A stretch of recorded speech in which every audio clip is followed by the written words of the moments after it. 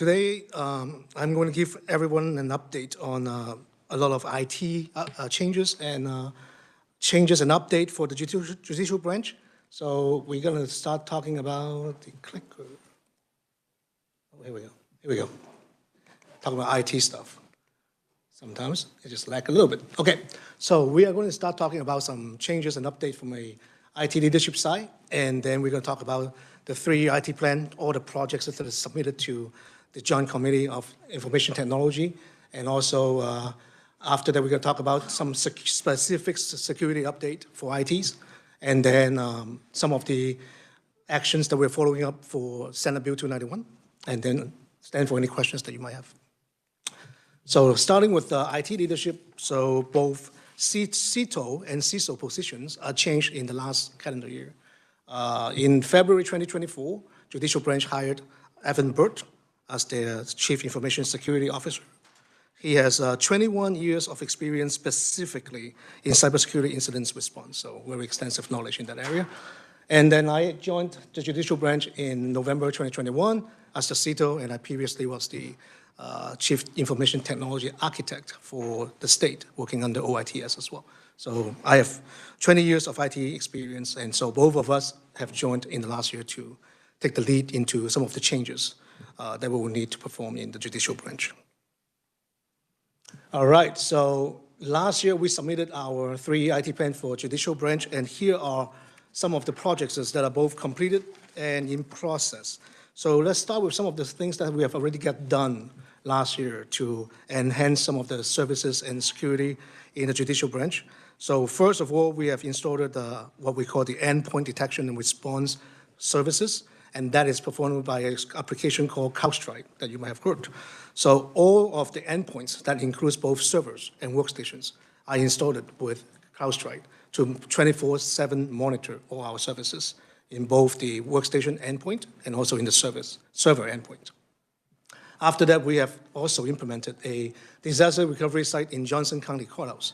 So now we have 2 sites that is maintaining our services, both in our Topeka Judicial Center and also a disaster recovery site over in Johnson County's Courthouse. And then on .gov migration, this is part of SB 291 compliance as well, which is switching all our public website to have the .gov domain instead of our previous .org domain.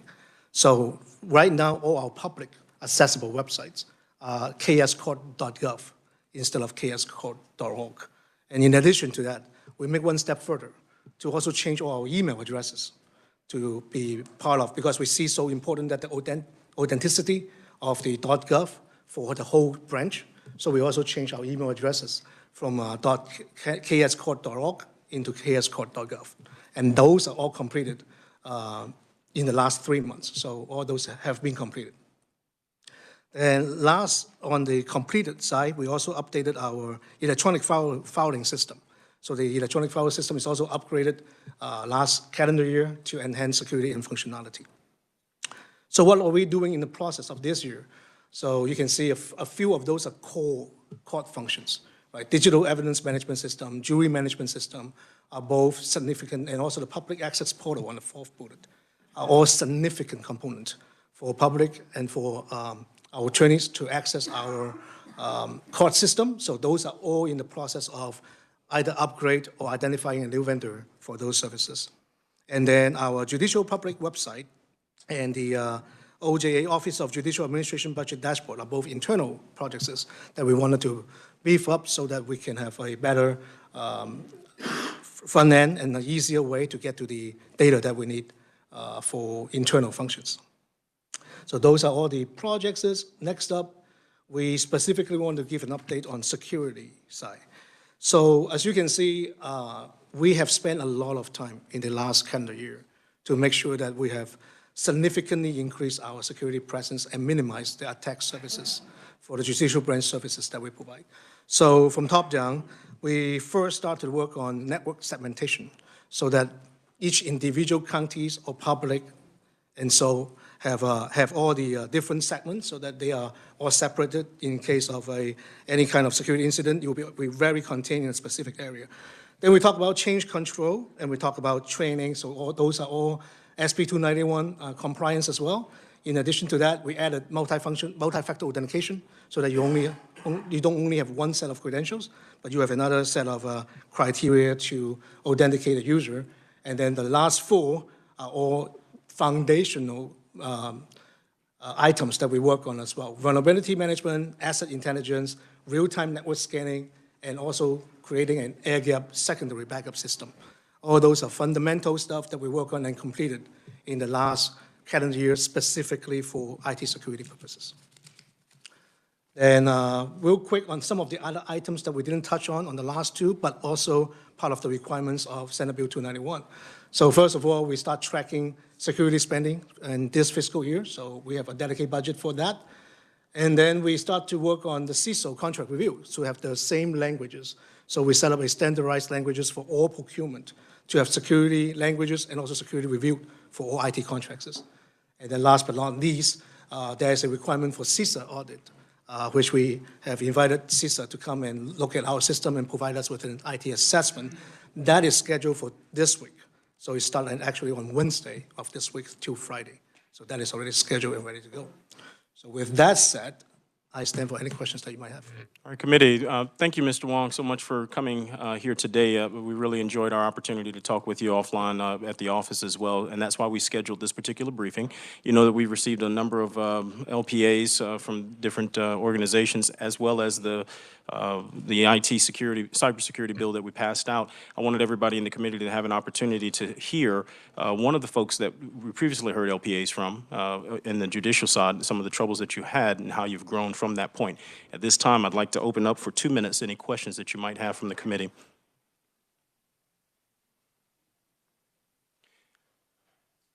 Representative Riley. Hopefully this is a quick question. Going back, we get these definitions all the time. So can you explain like the difference between CITO and CISO? And you know, one has to do with the hardware, one has to do with the software. Just can you explain that?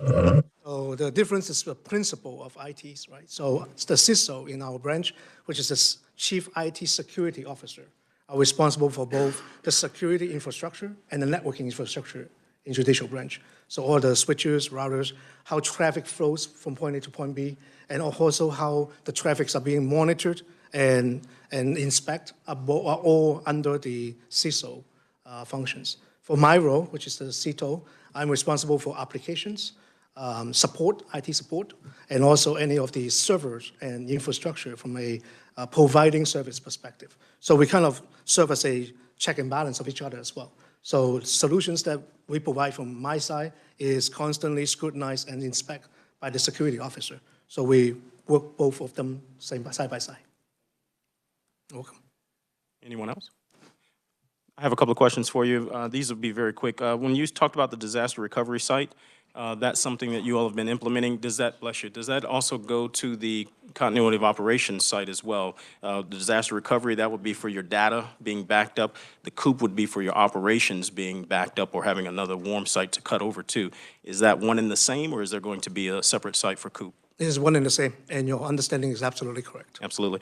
And then with the CISA, the system, the audit that you all received this week from the 18th to the 20th, sir, is that on physical security or just the systems itself? It's both physical and system.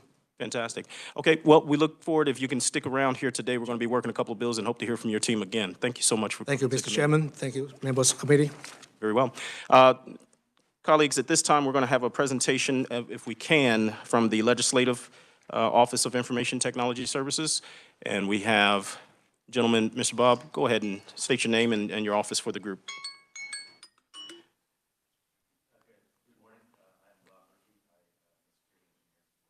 Legislative Office of Information Services. Right. Okay. And please go ahead and go forward.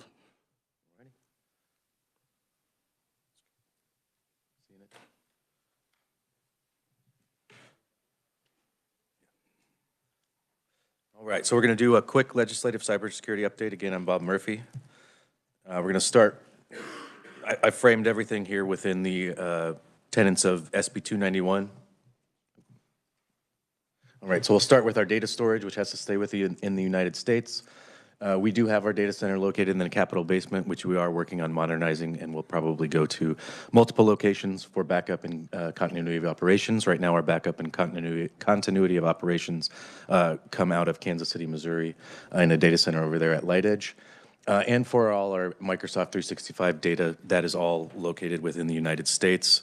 Only screened U.S. citizens work at the data centers. They're compliant with all certifications and accreditations required for public center entities. And our government data is logically separated from any kind of commercial data on the Microsoft systems. Go into inventory capabilities, which is also on there. We have implemented automated software tracking. So with every single device endpoint that we have, server, we can track what's on there automatically through a program we have installed. This gives us detailed information on everything, versioning, everything like that, so we can make sure we're up to date on the latest versions, and we can get rid of any vulnerabilities that have appeared in any CVEs or anything like that, which is common vulnerabilities and exploits. For hardware, we are in the process of getting some scannable barcodes to track our hardware. This will give us enhanced ticketing management and allow us to track upstream and downstream relationships for hardware, meaning that when a computer is attached to a monitor, we can track that it's attached to the monitor, where that docking station is attached to, what office is that in, who's it assigned to. With the ticketing piece, that will allow us to look at problems on a macro level. So if one system is having a bunch of problems, we can look at that and see where that's coming from. So for our protection, detection, and response piece, we do now have the ability to do encryption at rest and in transit through Microsoft 365 and through some other tools that we've implemented, like our password managers with Bitwarden and things like that. We're working on setting up our information barriers, which will segregate our information within the legislature. We're going to do that between departments, so researchers' information, revisers' information and all that will be segregated, so no one will have access to all of the information at one time. So if that is important, because if somebody were to get in, they would only be able to access that one piece of data, essentially, and then we can kind of kick them out and work from there.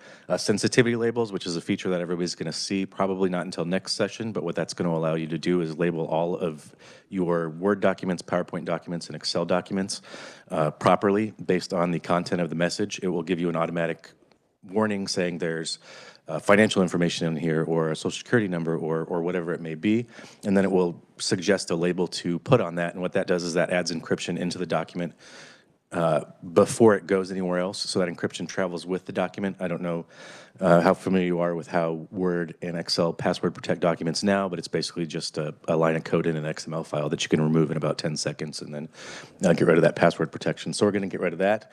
We're also moving on to our Zero Trust VPN replacement, which is in the testing phase currently. We've also done role-based access control. So everybody essentially has a role. We've created a number of roles within our system, and those roles are only allowed to access certain things or perform certain functions. And that access is also time limited. So anytime anybody wants to use one of those roles, they have to log in, they have to activate the role, they have to select a number of hours, and then they have to give a reason for why they're doing it. So it's monitored, it's logged, everything like that. For our detection, we have our legislative SOC, which is 24/7 monitoring. Same with judicial branch, we've got our endpoint detection and response software going. We've also implemented data loss prevention, which gives us a readout of anytime an email or a file contains sensitive information and that file leaves an email box or a Teams message or anything like that. It doesn't tell us it doesn't give us a exact readout of what the information is, but it tells us that the information has traveled, and then we can investigate that to make sure that's not unnecessary exfiltration. Same with our insider risk management piece. Very similar, but that has to do with downloading files and basically moving data out of our legislative environment. That lets us know when data has been moved. It doesn't show us what data has been moved, but it lets us know if there's unusual activity. For instance, say Representative Penn, you download, 2 terabytes worth of files from the legislative data center, where we're going to ask you why you did that and try to figure that out. And we have our new email quarantine system, which is going, and that catches a lot more things than it used to. For our response piece, we have containment drivers. So if there is any kind of incident, we can automatically contain that system, kick it off the network. That takes about 10 seconds for us to activate and get through. We also have what's called zero-hour auto purge. So if there is a malicious file detected in an email account, it will automatically purge that file from the system, and it will do that across the entire environment, not just the one email box.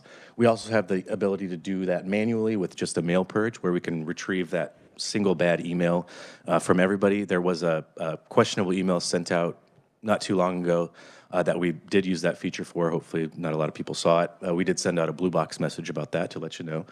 And then we have our SOC, which can assist us in the incident response if necessary. So our security and awareness training, as you've probably seen, we've got our bi-weekly security and awareness training sessions that are sent via email. Those include check-on learnings, reminders, and we have on-demand user statistics to make sure everybody is keeping up with that training.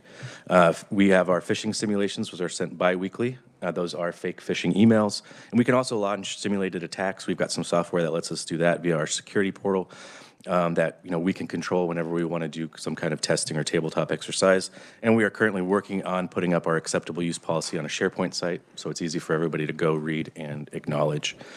For supply chain security, which is also part of it too, we've implemented that role-based and time-based access control for any of our contractors or third parties, so they only have very limited access, and we can control how long they have it, and we have the ability to remove it. We also are requiring non-disclosure agreements for anybody that accesses our systems. And I conduct a review of all third-party security policies, practices, and procedures before we enter into any contracts. And again, with our new logging and monitoring capabilities, anytime we have anybody in our environment, we can see what they're doing, and we have logs of everything that they're doing and everything like that constantly. With our CISA partnership, we do get our weekly vulnerability scans of legislative information systems that basically anything that the public can see gets scanned. We've got internal tools that we use ourselves for our internal stuff. We are working with them to reserve an assessment time for after the session. We didn't want to accidentally interrupt anything that was going on, just in case the assessment gets, into anything. And we're also working to schedule some collaborative tabletop exercises with CISA so we can test our security even more. Now going to the NIST alignment piece. We've mapped all of our legislative policies to different NIST subcategories. An example is up here. So as you can see, there's a NIST subcategory, and then this would be the policy that corresponds to that. So our acceptable use of information technology resource policy, our access control policy. These policies would essentially allow us to meet all the requirements within that NIST subcategory.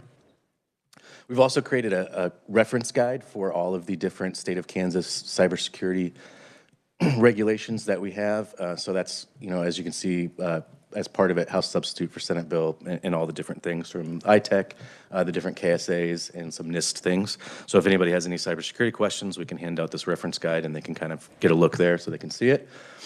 So to evaluate our NIST compliance, we're using a SCAP assessor, which is a DoD tool that essentially measures the policy settings on each individual endpoint, and that's mapped to NIST frameworks. We also use the CIS CAT Pro assessor, which is basically the same thing, but made from a different company. That goes against CIS benchmarks and also mapped to NIST frameworks. From NIST, we have the NIST Notional CSF 2.0 profile template, which allows us to create an organizational template for each, department, and then we can map that on NIST. That way we can individualize the NIST policy mappings and make sure each department can perform their critical business functions. We've got a baseline checklist that we use. That's going to have your 0 to 4 tiers, a cybersecurity metrics tool, which has your tiers again, which is 0 to 5, and then a maturity tool, again, where we're using those tiers that are mentioned in that bill. So moving forward, our plan, we got modernize, move, and maintain.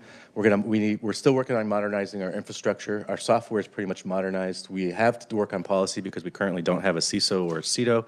CISO was lost in appropriations, so we don't have the money to hire one. And we also are going to work on our strategy, which is stuff like defense in depth and different things like that. Move, we're going to start moving so we can be more agile. That's going to involve zero trust and secure access service edge, which will allow us to be secure on the cloud front and also change how we allow access to all of our systems. Zero trust essentially means that we don't allow anything in except for the stuff we tell it to specifically. So it's opposite of what happens now, where everything's allowed in and then we block certain things. This is allowing nothing in and allowing only the things that we want. And then to maintain that, we'll patch, we'll keep our threat intelligence up to date, and we will test and implement new technologies so we don't fall kind of into this technical debt we're in now. And I know I moved through that really quickly, but I know we're short on time. So does anybody have any questions? Okay, committee, right now we are, You landed that plane with 16 seconds to spare. Great job. Ready to take any questions that we might have? Representative Howerton? Thank you, Mr. Chair. And so I understand the quarantine thing, but I have a lot of constituents that end up in the quarantine and are getting a slower response than normal. Is there any way to address that, or is it just kind of the nature of the beast, or? So that will be addressed with the new constituent relationship management software that the LCC approved. We're working on implementing that now. Right now, the time frame for that is February 28th to be complete and running. There will be some more to come on that, but we're just in the very early stages of technically setting that up right now. Okay, will they have to include an address to be considered in that? For the constituent, yes. So that'll be, that's a whole, I mean, I could go on about that for a while, but if you have any questions, just let me know and I'll answer them for you. All right. Mr. Murphy, we want to thank you for coming before committee today. We are out of time. We have to get to the rest of our business.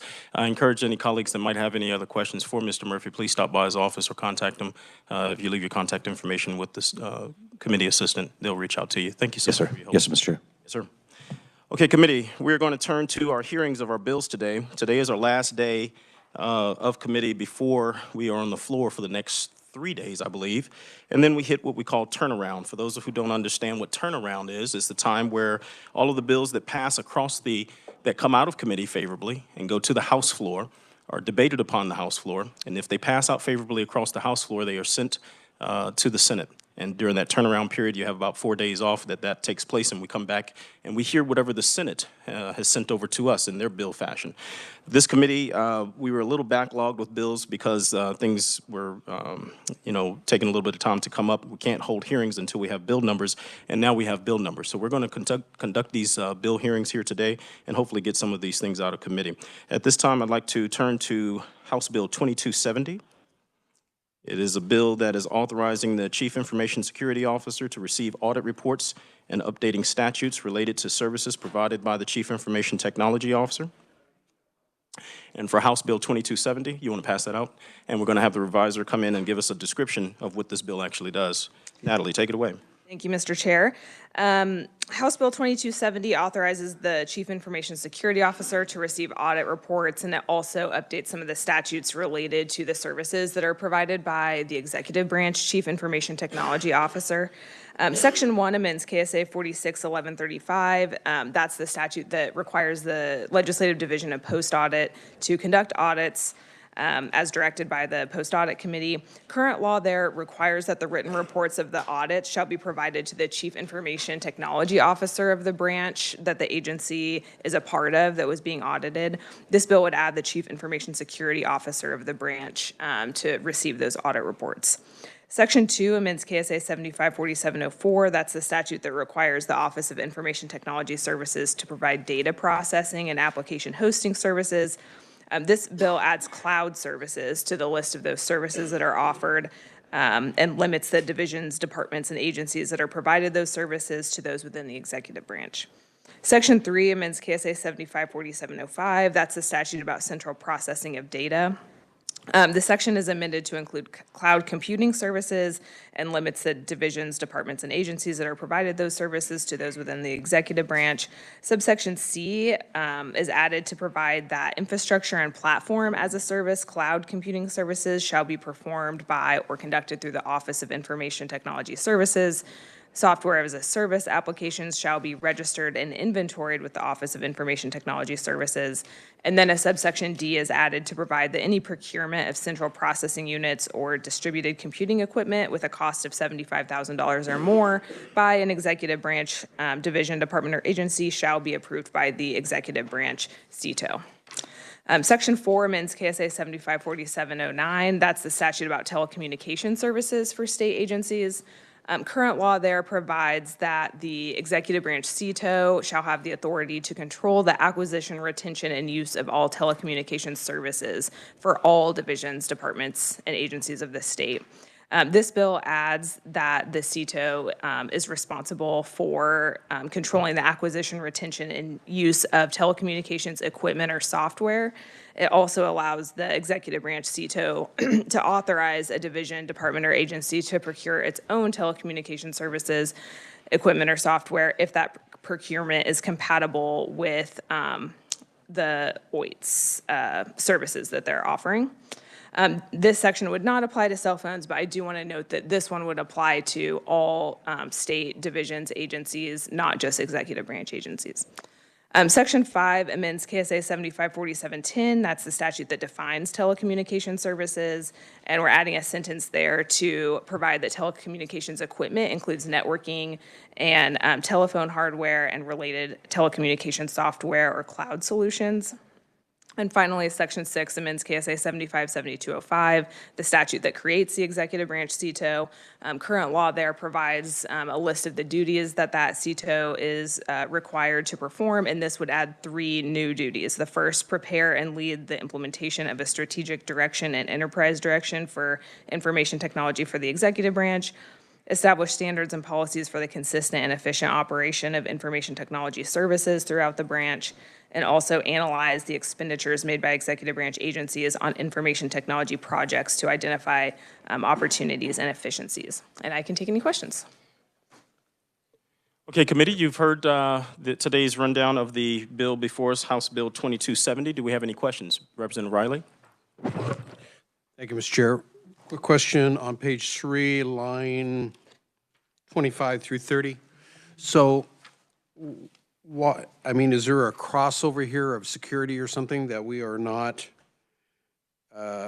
including cell phones and satellite phones? Is that, they don't see that we want to cover that area? Or, I mean, that we've came across stuff in this committee before where cell phones are an opening to, because of the access that they have to our systems. Representative, hold on one second. I think that is a question that's more appropriate for the proponents of the bill versus what the understanding of the bill is. Does anyone in the committee have any questions for the reviser on the understanding of the text? Representative Adam Smith. Thank you, Mr. Chair. Thank you, Natalie. We are including a lot of language that talks about cloud services, cloud computing. Do we define cloud anywhere in the bill or in statute? I mean, the cloud is technically a network of remote offsite computing. Thank you, Mr. Chair. Representative Smith, there is not a definition, at least in any of the sections in this bill. I don't believe there's a definition in the rest of the IT statutes, but I can look at that and get back with you. And I'm sure that the proponents could opine on, you know, whether they think a definition would be necessary or helpful. Thank you. Thank you, Mr. Chair. Thank you. And committee, if you take a look in the, is it G or S file, Diane? It's on the S drive. Fantastic. You should have before you the proponent and opponent testimony. And thank you, Natalie. I appreciate your help here today. We are going to call our first proponent in person, Alex Wong.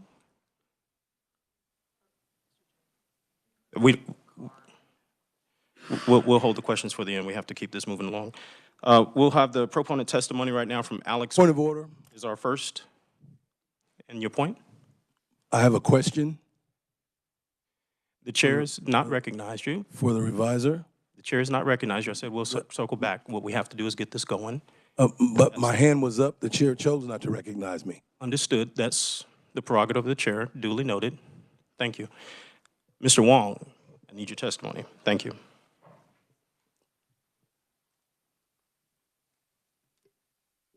Mr. Chairman, you might be mistaken that I do not have a proponent. You were listed today on proponent testimony for this. Is that incorrect? I did not submit a proponent Okay. testimony. Then we'll have Mr. Jeff Maddox. Thank you.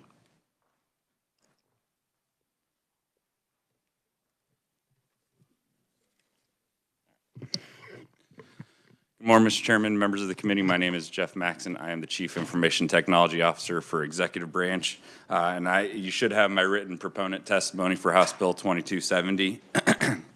Excuse me. Again, I won't go into details. The reviser did a good job of highlighting what the intent of the bill is. And so a couple of things I do want to highlight is some of these goals are to kind of modernize some of these statutes. They've been in the books for around 30 plus years, and so some of the intent is to update and modernize with new things such as cloud computing, as that is a new primary driver. So, for example, KSA 754704 and or 754705 refers back to the old mainframe. Again, mainframe is a dying technology. We need to start modernizing it to newer technologies, which includes cloud computing. So again, following a similar model that is already existing there, we're trying to modernize some of the language around cloud computing there.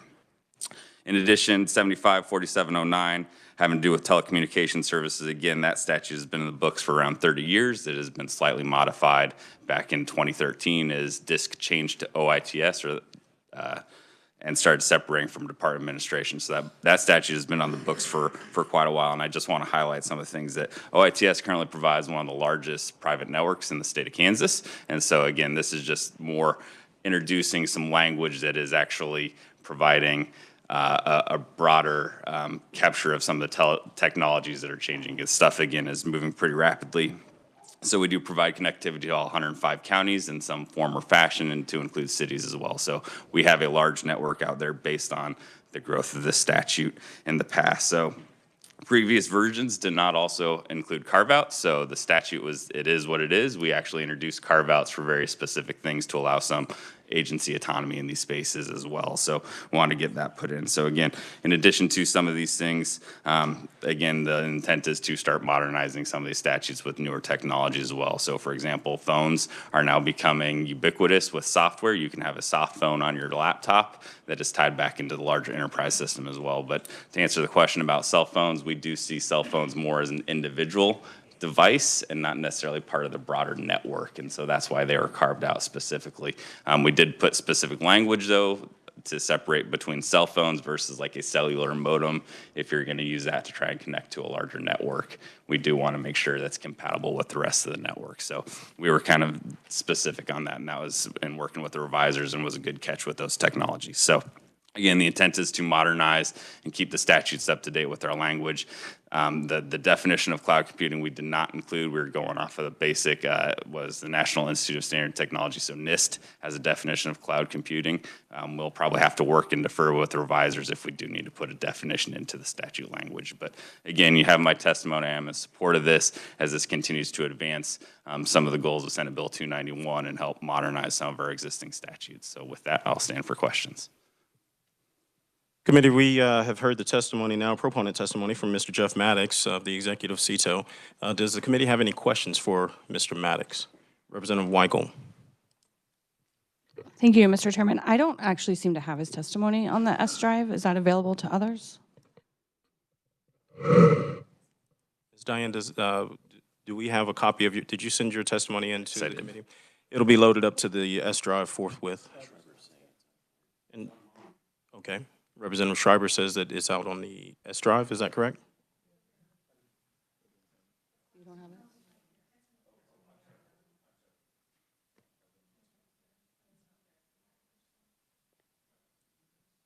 Okay, we'll get that worked out.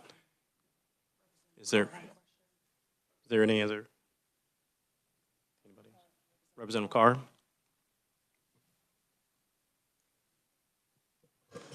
Thank you, Mr. Chair. My question was to the reviser earlier with respect to whether or not there was going to be a fiscal note or some sort of limitation when we're talking when we're saying that we would procure those services in the event that we had to obtain them on that procurement. Is there a fiscal note? How would that take place? That was my question. Would the reviser like to answer the representative's question? Thank you, Mr. Chairman. Representative Carr, our office actually doesn't do anything related to the fiscal notes. We don't help prepare those or anything. I'm not seeing that there's a fiscal note uploaded on the website. Normally there is by the time we have a bill hearing, but I'm not seeing one. So maybe one of our staff people here could reach out to Division of Budget to see if they prepared one yet. Thank you. Diane, this bill hearing was duly noted, posted, recognized for all comers, both proponents, neutrals, and opponents, to see it provide testimony as well as fiscal notes. Is that correct? Did we ever hear back from Mr. Profit in the Office of Budget?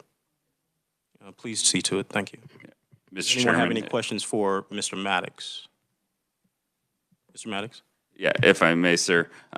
So from a fiscal note, we're already doing most of these things, so there wouldn't necessarily be a change in the fiscal note with, and that's what we submitted. There's no change with these statutes. Thank you for that clarification. I appreciate it. Seeing no other questions for Mr. Maddox, thank you, sir, for your testimony here today.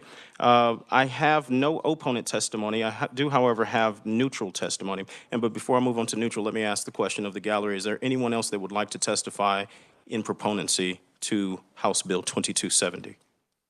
Seeing none, we'll move on to opponents. Are there any opponents that would like to testify against House Bill 2270? Seeing none, we'll move to neutrals. For neutrals, I have Stephanie Smith. Madam, welcome to committee. Please come forward and state your name and office. And as she comes, committee, I do remand you over to the file. You see Chris Clark has written only neutral testimony today, but now we welcome Ms. Smith. Morning, Chairman Penn and members of the committee. I am Stephanie Smith, Judicial Administrator for the Judicial Branch. Thank you for giving me the opportunity to appear before you and testify this morning. A lot of HB 2270 relates to the executive branch, and of those provisions, we express no opinion. Our proposed amendments address sections 3 and 4 of the bill. We submitted our written testimony before the weather closure last week, and since that time, we have worked with the revisor's office on our proposed amendment. So it looks a little different based on what we submitted and was attached to the testimony. The substance is essentially the same, but the wording's a little different. So Section 3 of the bill relates to cloud computing services and addresses buying equipment for this service. We have not traditionally interpreted this portion of the bill to apply to the judicial branch, and the additional language in the bill about executive branch divisions seems to support our interpretation. However, we respectfully request that this be clarified in Section 3F, where it makes clear that this section does not apply to Regents universities, and we ask that we be included in that section, and the amendment reflects that. As a separate branch of government, the judicial branch controls its own cloud computing and makes those decisions based on our current funding structure, which is appropriated by you, the legislature, and recommendations made by our CTO and our CISO. And then Section 4 of that bill relates to telecommunications.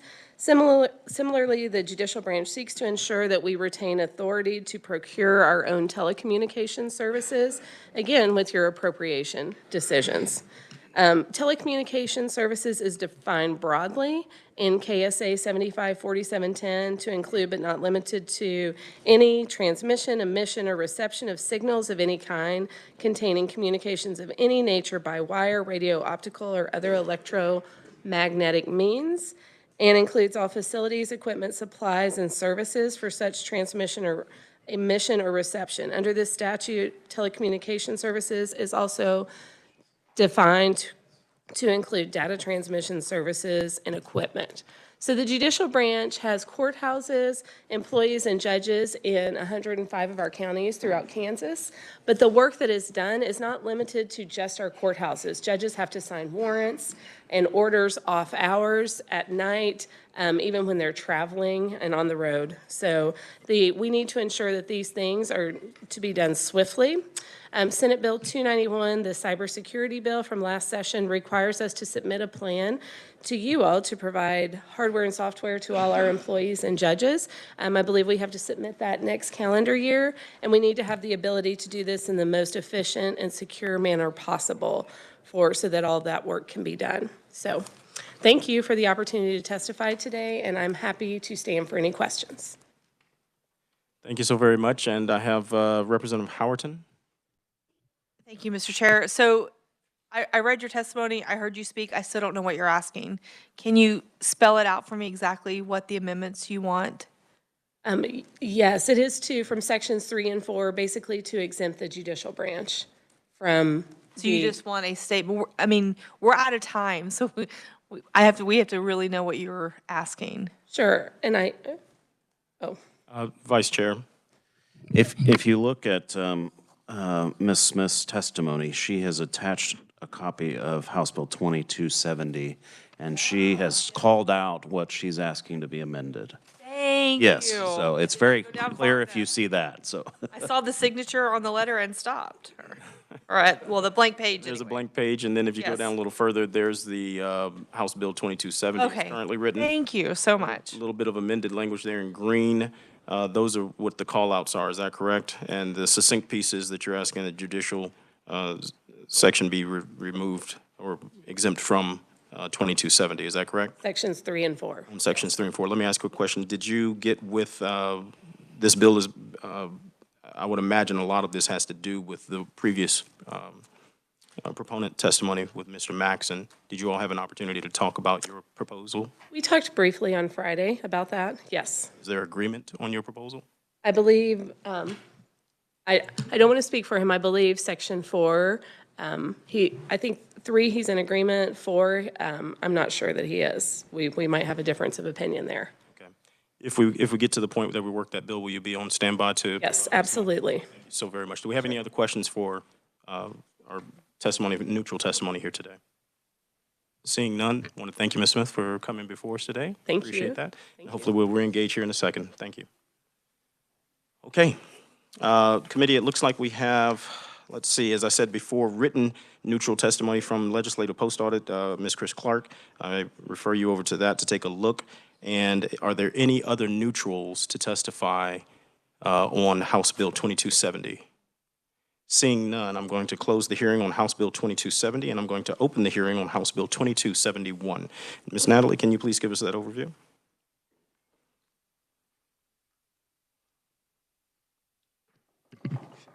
Thank you, Mr. Chair. House Bill 2270 removes the expiration of the provisions relating to moving the cybersecurity services under the CTO and CISO of each of the branches. You guys have been talking about this. 2024 Senate Bill 291 made a lot of changes to those, the cybersecurity services that are offered, and it centralized those services to be provided by the CTO and the CISO of each branch. But as you'll recall, during conference on Senate Bill 291, we added an expiration date. So all of those provisions, the new sections and the amendatory sections, would expire on July 1st of 2026.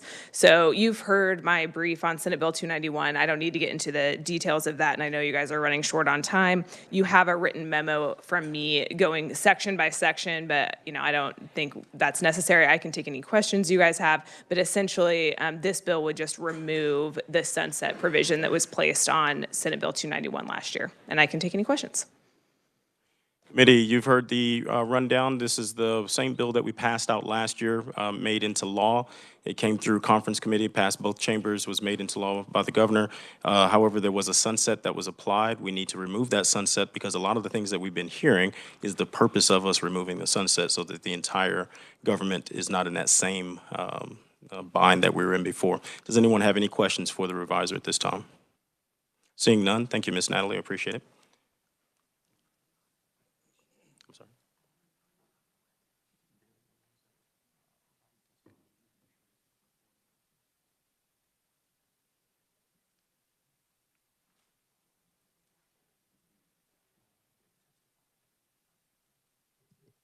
Just give him a call.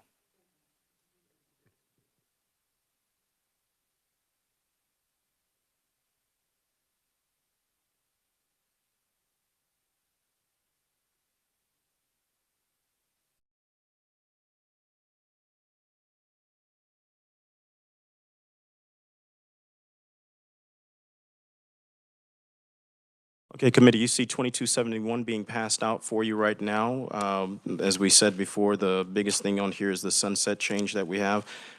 So let's see, I don't think that we had any proponent or opponent testimony regarding it. However, if you look in the file folder on the S drive for 2271, you do see the fiscal note that did come in from the budget, director of budget as well.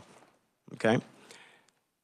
Do we have any questions concerning 2271? Mr. Chair, Representative Oropeza?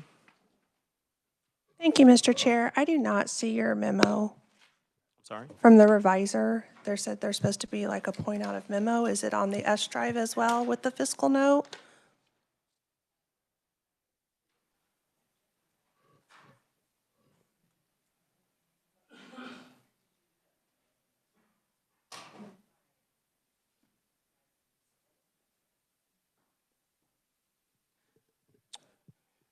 You submitted the briefs? You'll put them on the S drive? Go ahead and knock that out. It'll be coming forthwith. Representative Carr? Thank you, Mr. Chair. I do have the pleasure of having the fiscal note. My question with respect to the $60,000 fiscal note, is that an annual, or is that just a one-time?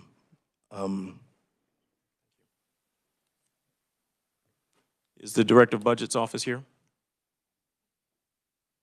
Okay. We'll have to run that. Please make a note to run the representative's question up to the Office of Budget. Is that $60,000 in their fiscal note reflect a one-time or an ongoing expenditure?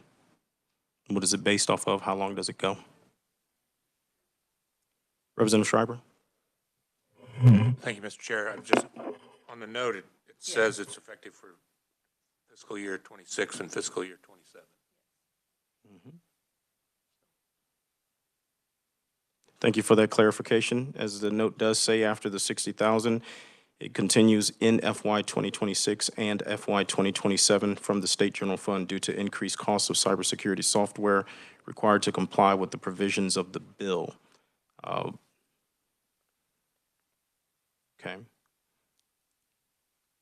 Thank you for the clarification. Thank you, Mr. Chair. I would also caution, we still need to get clarification from them on that, because if we're just removing a sunset, that doesn't require funds. So thank you. Representative Weichel?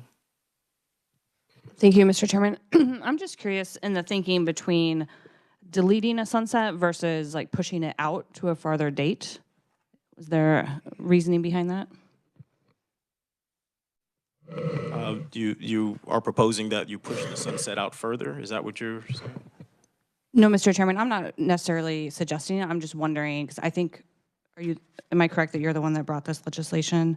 Like, I just don't know if there was a reasoning behind just eliminating it entirely or pushing it out X number of years. The original bill did not have a sunset on it because the cybersecurity of the whole of government was under duress and attack, if you recall, with the judicial branch as well. So while the original bill that came out of this committee and went over to the Senate side did not have a sunset on it, the Senate side also did not have a legislative modernization committee. So there's being no corollary or sister committee on that side of the dome. It had to be socialized appropriately, and they needed time to digest it. The way to stopgap that was to in place a sunset. Their understanding has been fulfilled now, and they understand the fierce urgency of now. Hence, we are removing the sunset versus pushing it out further. Doesn't need to be there. Any other questions? Okay. Having no further opponent, proponent, or neutral testimony on House Bill 2271, I'm going to close the hearing on House Bill 2271 and open the hearing on House Bill 2313. Reviser Natalie, you don't have to go up there. You can brief from your table. Can you let the committee know about House Bill 2313, please? Thank you, Mr. Chairman. House Bill 2313 prohibits the use of artificial intelligence platforms of concern on any state-owned devices or networks. The bill would enact a new provision of law that would state that no device that's either owned or issued by a state agency shall be used to access an artificial intelligence platform of concern. All agencies are required to prohibit those platforms of concern and access to them on any network that's operated by a state agency. Any state agency that utilizes or has an account with an artificial intelligence platform of concern would no longer be able to use that platform. The section does not apply to state agencies who use devices to access these types of platforms for law enforcement activities or for cybersecurity investigations. And then the bill defines an artificial intelligence platform of concern as DeepSeek or any other artificial intelligence model that is owned by the company that owns DeepSeek, or any artificial intelligence model that's controlled by China, Cuba, Iran, North Korea, Russia, or Venezuela. And I can take any questions. Does anyone have any questions for the reviser at this time? Representative Howerton. Thank you, Mr. Chair. Just reading this, it says shall be used to access an artificial intelligence platform of concern. What does the of concern mean? Mr. Chairman, Representative Howerton, if you look, starting at line 22, and can I give her a copy of the bill? 'Cause Sorry, I'm just reading through it.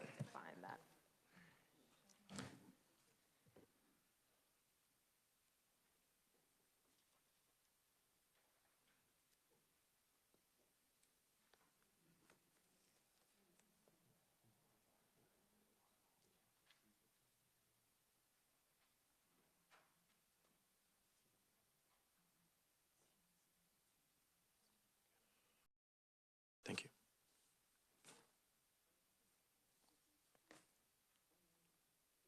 Okay, were there any other questions for the reviser concerning 2313? Representative Carr? Thank you, Mr. Chair. Would this include YouTube? Because YouTube does use some platforms of AI.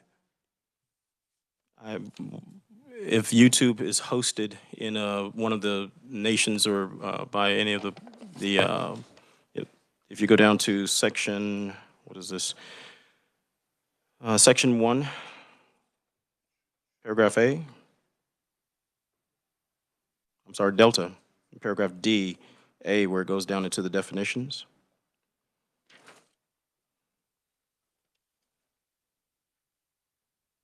I don't know if YouTube is hosted by the People's Republic of China or the Republic of Cuba or the Islamic Republic of Iran or the DPRK or the Russian Federation or the Bolivarian Republic of Venezuela. But if it were to be hosted with AI from those areas, I would imagine it would be applicable. Representative Simmons. Thank you, Mr. Chair. To our reviser, how many laws does Kansas have on our books that specifically target other countries or specific companies? This seems to be a pattern that's developing. Mr. Chair, I don't know the answer to that off the top of my head. You know, across the whole statute base, I wouldn't know how many laws we have that talk about the name of a company specifically. Thank you. I suppose I would take that opportunity to just express my concern with that. It feels like perhaps inappropriate to blanket ban different companies or companies that are rooted in certain countries because we disagree with them politically. I also would take this opportunity to highlight that this really contradicts some of the positions that our government is taking at a national level, and I would encourage us to consider that. Thank you. Okay, committee, we're here to talk about House Bill 2313, not what's happening at the federal level. It's not the purview of the state of Kansas, what happens at the federal level. So that's it. No, you're not recognized. So the problem that we have here before us is 2313. There's no answer. 2313, you have in your file, you have testimony that's already included right now. We have proponent testimony from State Armor via WebEx. Mr. Chair, if I may, I would like to say this is very relevant to the national. Representative, thank you. You're not recognized. You're out of order. And we are going to go to. Point of order. Right now for. Point of order. Representative, you're out of order. For the record, for anyone watching, this absolutely is related to our federal policies. Thank you. Good morning, Mr. Chair. Can you hear me? Thank you, Ms. Deal. Yes, we can hear you. Go ahead. Proceed. Great. Thank you. My name is Jackie Deal. I'm on the advisory board of State Armor. I've spent my career researching the Chinese military and the Chinese Communist Party's strategy. DeepSeek is a Chinese artificial intelligence company founded in 2023. It gained international attention with the release of its generative AI large language model, DeepSeek R1, last month. R1 rivals leading offerings from American firms, but it was allegedly developed at a fraction of the cost in spite of US export controls designed to slow Chinese artificial intelligence development due to its dual use, that is, military and civilian nature. The Chinese Communist Party may derive strategic value from Kansan's usage of the DeepSeek app by providing Chinese Communist Party aligned answers to queries while harvesting the data of Kansan users in real time. So with regard to the censorship risk, DeepSeek R1 has built-in censorship mechanisms, particularly on topics sensitive to the Chinese Communist Party. This could enable the party to use DeepSeek to help to shape Kansan's views in directions favorable to the Chinese Communist Party. With regard to disinformation, the platform could also be used to spread disinformation or propaganda aligned with Chinese Communist Party interests. And then with regard to public safety, experts have identified that DeepSeek's model can be easily manipulated into providing dangerous information, such as instructions for creating bioweapons or promoting self-harm. Relative or compared to OpenAI's ChatGPT, Google's Gemini, or Anthropic's Claude, in other words, offerings from American companies, R1 is, quote, more susceptible to jailbreaking, that is, allowing users to bypass health and safety protocols and thus poses a greater danger to public safety. And finally, with regard to privacy infringement and surveillance, DeepSeek's data collection, the policies associated with DeepSeek's data collection explicitly state that user inputs, including text and audio, are stored on servers located in China. Given the Chinese Communist Party's data intelligence and national security laws, this means that the Chinese Communist Party will have access to American users or Kansan users' account information whenever the party wants that information. Further, Western researchers have recently discovered that DeepSeek user data is transmitted directly from the app to China Mobile, which is a sanctioned company, and to ByteDance, the owner of TikTok, which is obviously the subject of a federal congressional divestment law, as you know. The Chinese Communist Party's access to TikTok user data via ByteDance and the use of it for surveillance of political dissidents has already been reported. This suggests that the Chinese Communist Party could exploit DeepSeek user data for similar purposes. So DeepSeek's compliance with Chinese Communist Party policies and data practices has already provoked bans in several US states, including Florida, Texas, and New York, and in other countries. On Friday, February 6th, so just the other week, Representatives Josh Gottheimer from New Jersey and Darren LaHood from Illinois introduced the No DeepSeek on Government Devices Act at the federal level, a bill that would ban federal employees from using the Chinese AI app on government-owned electronics. More broadly, independent legal analysis indicates that DeepSeek could be banned from app stores in the United States under the existing Protecting American from Foreign Adversary Controlled Applications Act at the federal level, or via presidential authorities exercised in recent executive orders. So the bill before you would just help Kansas move in an expedited fashion to protect its citizens from the risks outlined here. Thank you very much. Thank you, Madam, for your testimony. And committee, does anyone have any questions for today's proponent, Ms. Jacqueline Deal? And do you go by Jackie or Jacqueline? Just Jackie. Thank you, sir. Okay, Jackie Deal. Representative Oropeza? Thank you, Mr. Chair, and thank you, Ms. Deal, for your presentation today. I would like to ask, where is Armor State located? State Armor is based in the state of Texas, but we have a network of experts who've been researching the Chinese Communist Party's threat to the United States at the state level, and so we're kind of a federated network. Representative Carr. Thank you, Mr. Chair. I'll hold my question until the end. It's not directed directly at this proponent. It's just a generalized question.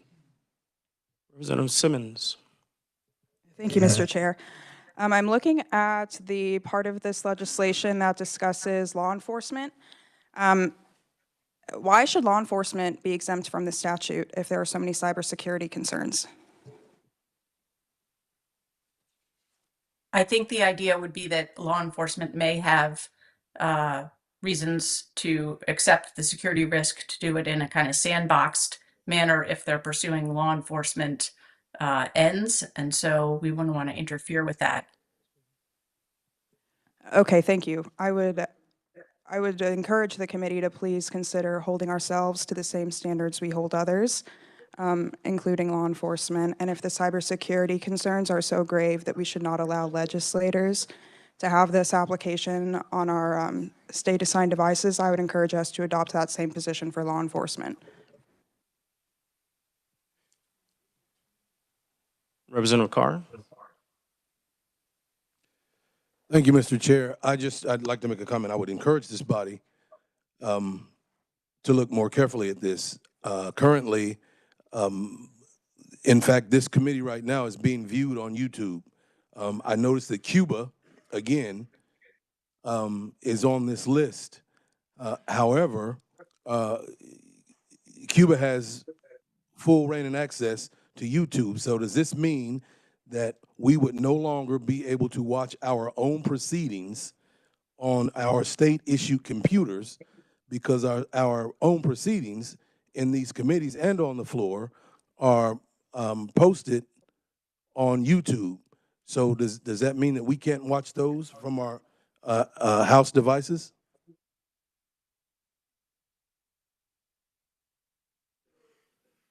And is that question directed to Ms. Deal, Representative Carr? Yes, she can answer that as well. Thank you. Thank you, Mr. Chairman and Representative. My understanding is, and just to go to the previous comment, this bill would not allow law enforcement to use DeepSeek except in the context of an active investigation if for some reason it was necessary for a cybersecurity or some sort of forensic investigation. So there is no law enforcement exception unless there is an active law enforcement investigation where there's some need for cybersecurity reasons to use the app. And I'm not a law enforcement person myself or a cybersecurity expert, but I don't know what those cases would be, but they would, I imagine, be very limited. So this is not accepting law enforcement from the general ban. And to the question about YouTube, I believe, sir, that there is no issue with the Chinese Communist Party providing YouTube as an artificial intelligence app with the data stored in the People's Republic of China. So this bill is specific to artificial intelligence apps hosted where the data is hosted in the People's Republic of China. And the concern there is that the Chinese Communist Party says, according to its own laws, that any data for users stored in China should be subject to searches by the Chinese Communist Party. There are no privacy protections. So it's actually a contradiction or a violation of American privacy and data protection laws for Chinese apps to access American user data. The law in China says if the Chinese Communist Party wants access to that data, it should get it, and the company has to lie about the request and deny that it was made. So they have to provide American user data if it's requested by the Chinese Communist Party, and then they have to deny that they did so. So that's the issue. There's a contradiction between our protections and our laws and the laws of the People's Republic of China. That's why we're making these provisions to protect Kansans from the Chinese Communist Party. Thanks. Okay. Follow up, if I may. Okay. Yes. Proceed. I certainly understand and Recognize for the second time. and appreciate the conferee's statements. However, as I'm looking directly at the bill, the Republic of Cuba is specifically listed here. So I'm not questioning a relationship. I'm questioning the bill. The bill itself specifically identifies Cuba. Mr. Chair and Representative, the bill says artificial intelligence platform of concern means an artificial intelligence model that is controlled directly or indirectly by a country of concern, and then it lists countries of concern, including the People's Republic of China. And so there is no concern with Republic of Cuba owning or controlling DeepSeek, because DeepSeek is from Hangzhou. It's a Chinese artificial intelligence app. Now, if in the future there were an artificial intelligence app controlled by Cuba, this would apply. But right now, as far as I know, there is no concern with an artificial intelligence app controlled by Cuba. Representative Simmons for the second time. Thank you, Mr. Chair. Again, I would just encourage us to consider what the U.S. relationships look like with these other countries right now. Russia and Federation on this list. We are increasing our engagements with Russia at the federal level. So I think it's fairly ignorant to ban anything coming out of Russia, given that we don't know what the country's relationship is going to look like in the near future. I would follow that with a question: how were these countries of concern decided? It seems fairly subjective. Ms. Deal, I got that one. These are the same countries that the bringer of this bill, Chairman Nick Hoheisel, if you see his testimony, these are some of the, to answer your earlier question, whether or not these countries of concern are listed in legislation here in the state of Kansas. They follow with legislation that has been passed with financial institutions, which is his committee. This is the exact same language that carries over from there as it has passed out of the House and the Senate and to the governor being signed, especially from this committee, Legislative Modernization. If you recall, the governor wanted to make sure that any devices, networks, and everything located here with the executive and the legislature, we added on to it, dealing with TikTok, which was owned by Dance as a company. It was prohibited here and is prohibited here inside of the State House as well. This language follows with that, and this is an extension of a new threat along those same lines. Thank you, Mr. Chair. I would suggest that perhaps if we want to take this route, we look at countries that are independent of that committee, because I imagine that the different threats to the issues brought up in that committee are different than the threats that would be brought up here. And perhaps we should consider what countries might actually be relevant to the technology that we're discussing here. Fantastic. And if we work this bill, we'll have time to debate the bill. I want to know, does anyone have any more questions for Ms. Jackie? I do have one more, Mr. Chair. Are you aware of any AI apps coming out of Cuba, considering they are so profoundly economically depressed? Mr. Chair, Madam Representative, I am not aware of any AI apps coming out of Cuba. Okay, thank you. All right, thank you so much for your testimony here today, ma'am. We are going to move on to, and I don't know if this is written or if there's a proponent that's actually on screen, Michael Lucci. Is that written only, or is that person joining us via WebEx? Mr. Chair, I'm joining via WebEx. Fantastic. Mr. Lucci, proceed. Thank you, Mr. Chair. Thank you, members of the committee. My name is Michael Lucci. I'm the founder of State Armor. Our purpose is to work on state policy solutions to counter America's global adversaries. Specific to this bill and specific to some of the questions that have come up here, the list of countries that are denoted in this bill as countries of concern, these are the list of foreign adversaries as defined in the United States Federal Code. The location of that is at 15 CFR 791.4. That's 15 CFR 791.4. This was put in federal code, and it's really broadly agreed upon by both Democrats and Republicans. It actually hasn't been amended. If I recall correctly, it has not been amended since it was put into federal code. The subject of these foreign adversaries is also addressed in the federal legislation that addresses TikTok and other foreign adversary controlled applications. The reason why we think that this legislation is important for Kansas and for other states to consider, there are 4 different reasons. First, there's an unacceptable data risk posed by the use of DeepSeek and other foreign adversary controlled applications. Second, this application allows a foreign adversary to promote propaganda, which it very much does on behalf of their regime. Third, state legislatures can stand as kind of a bulwark to warn their citizens. Now, whereas this legislation would not ban this application for the citizens of Kansas, legislative action would serve as a warning function for the people of Kansas of the data risks and propaganda that this application would entail. And finally, the reason why this, the state level action makes sense, what we actually saw with TikTok was that states moved first on banning TikTok on government devices, including Kansas. I believe the governor issued an executive order on December 28th of 2022, which would ban TikTok on state devices, I think a lot of the governor's logic in that executive order applies actually more profoundly here. The governor stated in that order, TikTok mines users' data and potentially makes it available to the Chinese Communist Party, a threat recognized by a growing group of bipartisan lawmakers in the United States. The governor also recognized that the overwhelming majority of states did ban TikTok. We're in the process of banning TikTok on state devices at the time. In many cases, the governor's order states, in many cases, social media platforms collect a significant amount of user data and have access to a significant amount of device resources and data.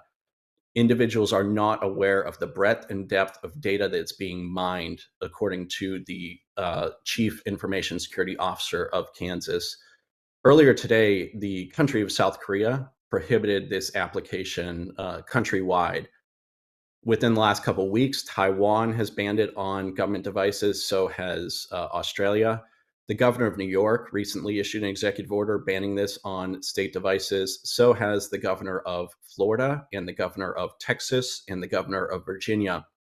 And so what you're seeing is kind of parallel action to what we saw on TikTok because of the same risks of both data security and propaganda effect. Finally, the law that Dr. Deal referred to earlier is China's 2017 National Intelligence Law. It literally requires any Chinese company, whether it's based in PRC, in the United States, wherever, it requires every Chinese company to turn over all data to the government of China at basic request, and then, if called to account for that, to actually lie when they're asked about it. We saw this play out with the CEO of TikTok, who would, testify on Capitol Hill saying, yeah, data is, he'd kind of speak out both sides of his mouth about whether the government of China was getting that data. Finally, I'll say with respect to law enforcement, what happened with TikTok was that the Chinese government was using their access to the data of TikTok to track journalists actually here within the United States of America, because they wanted to see which journalists were meeting with employees of TikTok within the United States, and then try to triangulate on who was leaking the real information about what TikTok was doing to promote propaganda and steal data. So that's one example of kind of a law enforcement use. If the Communist Party is using the application to surveil, monitor, and track people within the United States, that's one example of a reason why you might want law enforcement to be able to have it on kind of a device that's not used for any other important data, but might be used for monitoring what's happening on this application. With that, I'd be happy to take any questions about this topic. Excellent. Thank you for your testimony here today. Committee, do we have any questions for our proponent testimony today? Seeing none, I want to direct you, thank you, sir, for testifying before the committee today. I think you cleared up the fierce urgency of now and the understanding of why this is an important bill. I want to direct the committee to the S Drive. I think we also have some testimony in proponency from Chair Hoheisel as well. If that has not been posted, I know he sent it over the weekend. Please make sure that the committee receives that as well. We also have for the opposing testimony, I believe this name is Amy Boss, is that correct? Amy Boss with NetChoice. Is Amy Boss here to testify today? Okay. Then it appears that Amy Boss's testimony is actually in written form only. I'm going to verify that. Yes, that is correct. It is written only. If you look in your file, you'll see the testimony from Amy Boss out of NetChoice in opponency as well. I want to make sure that there is no one that wants to testify in neutrality. Is there anyone in the gallery that wants to testify in proponency, neutrality, or opponency? Seeing none, I'm going to close the hearing on House Bill 2313. Okay, let's see. Got quite a few bills running around here. Time is currently 10:18, so we're going to go ahead and work some stuff. I'll entertain a motion on House Bill 2271. Let's start there. Representative Adam Smith. Thank you, Mr. Chairman. In accordance with House Rule 1308, paragraph A, I'd make a motion, since, for those of you who might be new, if we hear a bill and work it on the same day, House Rule allows that. We just have to pass it by a 2/3. So I make a motion that we work House Bill 2271. Okay, you've heard the motion. Do we have a second? Second by Representative Howerton. You got next. Now, is there any discussion? Representative Simmons? I would encourage us to perhaps wait so that we can talk to other experts about this and our constituents, perhaps external stakeholders that might be impacted by this legislation, particularly given the limited timeline we have left. Thank you. Representative Oropeza? I would also concur with the minority ranking, especially since not all information was on the S drive for review. Any other discussion? Representative Howerton? Thank you, Mr. Chair. And just to be clear, when you explained this earlier, we already voted on this without the sunset. Was that right? So we voted on this last year without the sunset. The Senate put the sunset in. This is putting it back in the original form. That is correct, both from this committee and across the House floor. Okay, thank you. Any other discussion? Seeing none. All those in favor, say aye. Aye. All those opposed, nay. Ayes have it. Motion carries. We have suspended the rule to consider these bills in order to work them. I will now take a motion on House Bill 2271 to pass it out.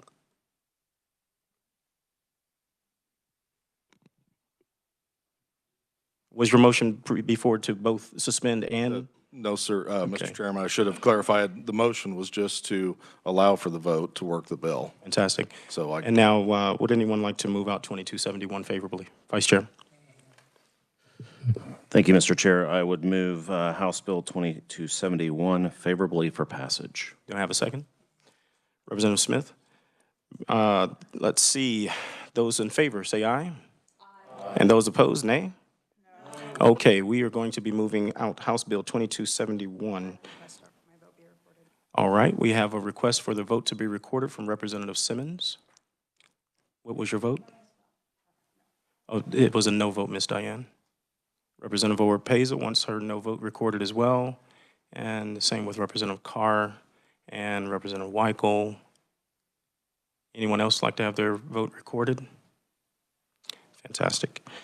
All right, let's move forward to House Bill 2060. I'll entertain a motion on House Bill 2060. We heard it last week, and today we have the opportunity to do final action. Mr. Vice Chair. Thank you, Mr. Chairman. I'm going to move for a substitute bill, and I have some amendment language or some language that I'll have the reviser pass out. Okay. And while that's being passed out, this is similar language that's in 2271, the cybersecurity bill that was passed. But there was a reference to, I'm on page 2, line 7, each judicial agency, the correct reference should be the Office of Judicial Administration. So it's just a bit of cleanup that allows for some consistency in the statute. So with that, Mr. Chairman, I would stand for questions. Do you want a second for your motion? And might we be able to get a second for this motion? Representative Smith? Okay, motion's been moved and properly seconded. All those in favor say aye. Aye. And all those opposed, no. Motion carries. Okay, we are now going to go ahead and have a discussion on this bill with this amended language. We're open for discussion. Does anyone have any questions to the representative concerning what he just pulled up? And have you had a chance to read the amended language? Are there any questions? No? Okay, seeing no questions, on the original motion to, well, I'm sorry, would you like to restate your motion, Representative? Yeah, I would move that we pass House Bill 2060 as amended favorably for passage. Okay. Committee, you have before you the language for House Bill 2060 to, say again?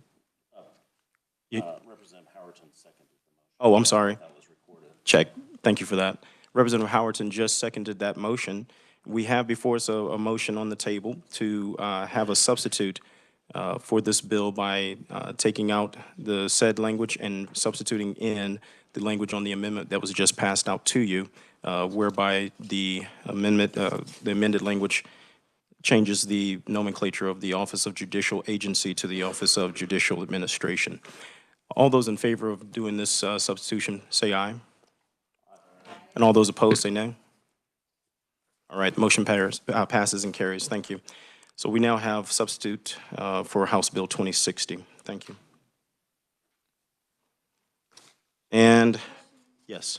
Sorry, I'm confused. Why do we have a substitute if we just amended it? No, the original language that was in 2060, it has been completely taken out, and we've now substituted in this new language. Okay, thank you. Yes. Okay.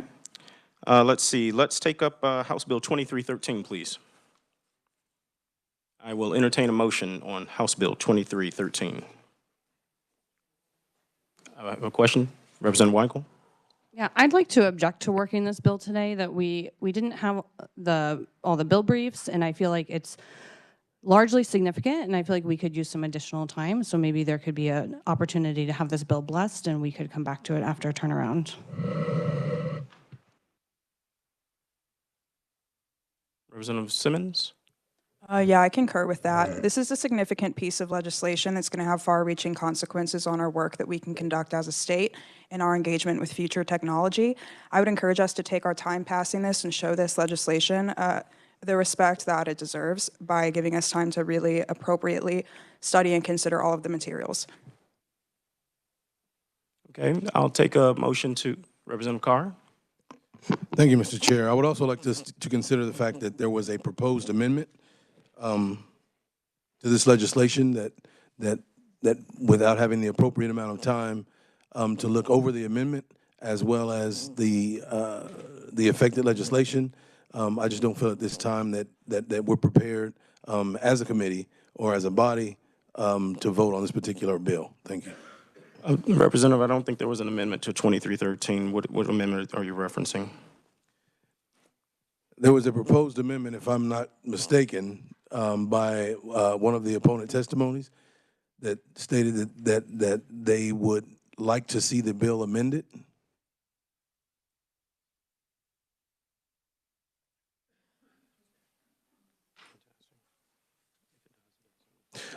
That was the net choice. Okay. They asked that the language be amended. The statement states, "We urge you oppose House Bill 2313 as it could," and it lists those items that they would like in the amendment.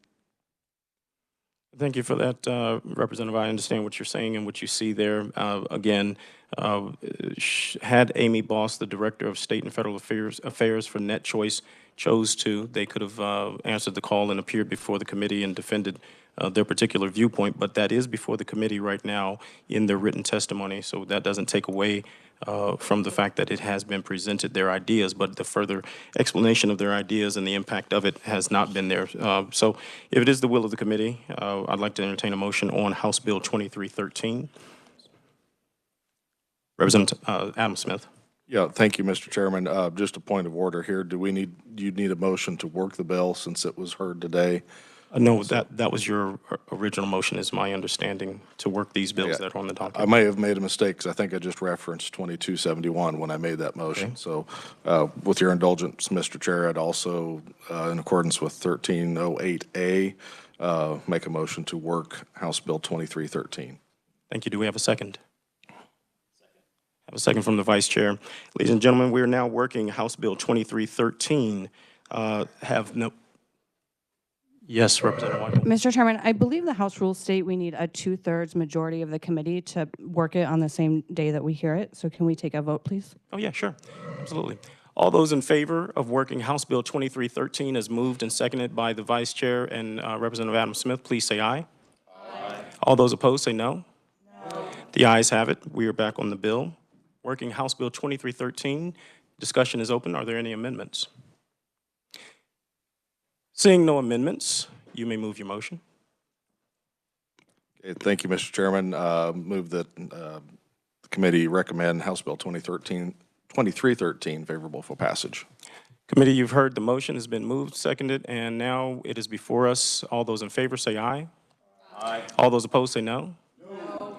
The ayes have it. The bill is passed. Thank you so very much. And Representative Simmons wants her vote recorded as a, she's as a no. Representative Carr? Representative Carr would like his vote recorded as a no.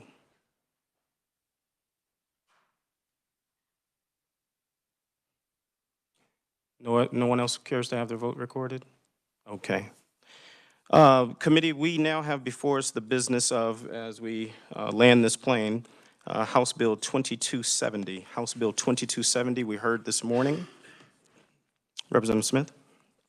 Thank you, Mr. Chairman. I wish I should have been more efficient with this. I apologize, but make a motion that we work House Bill 2270 in accordance with House Rule 1308A.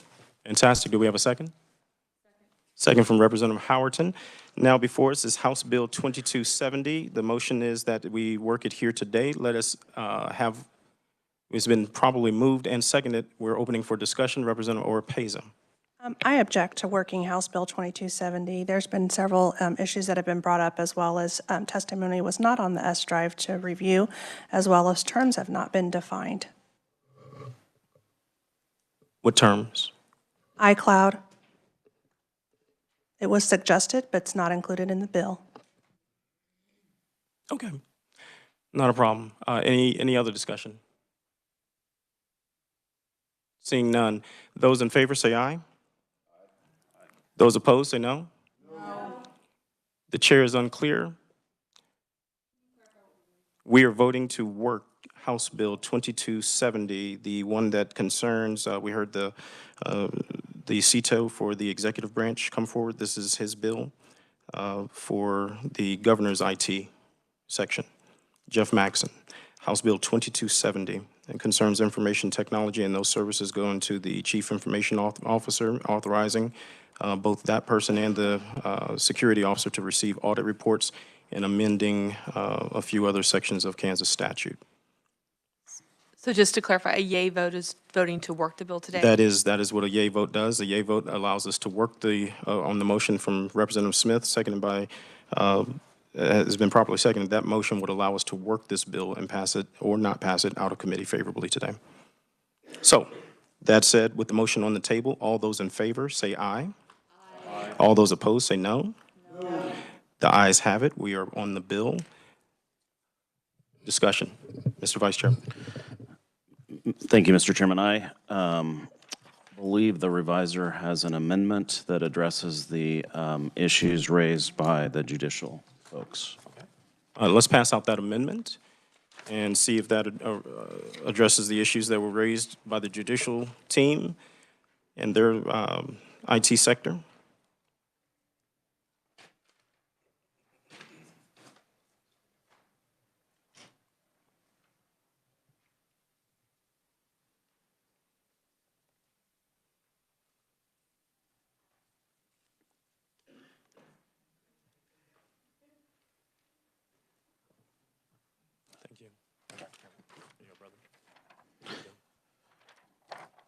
Okay, so this amendment addresses the judicial branch's request to be carved out since they're under their own IT system.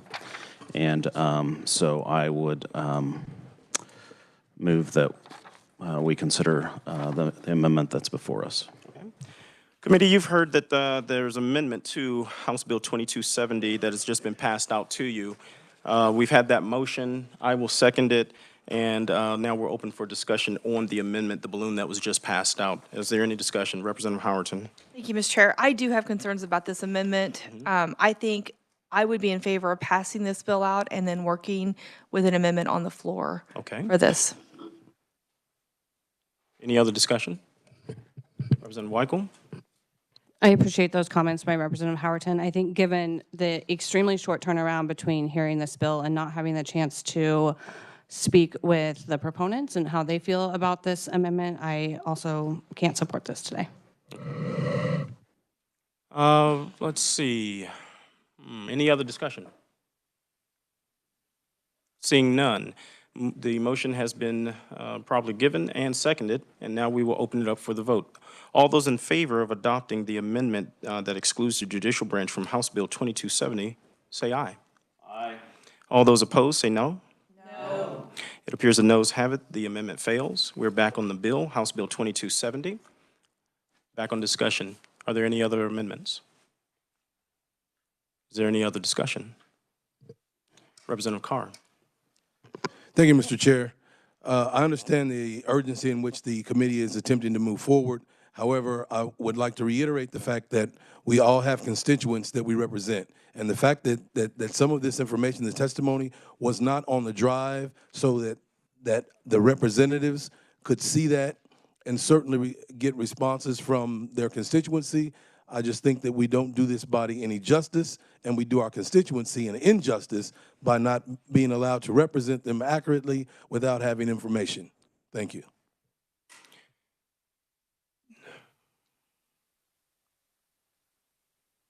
Representative Simmons. Thank you, Mr. Chair. I would like to echo what Representative Carr said.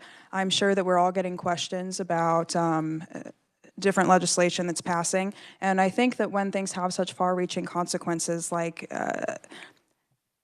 cybersecurity, I think it's only responsible of us to ensure that we fully understand what we're passing. And looking around at this committee, I won't pretend I know everyone's backgrounds, but I don't suspect all of us are IT experts. So I too will be opposing this quick timeline. I feel it's quite irresponsible. Thank you. Is there any other further discussion? Seeing none, let's vote. House Bill 2270. All those in favor? I'm sorry, I need a motion to move it out. I make a motion that we move this out favorably.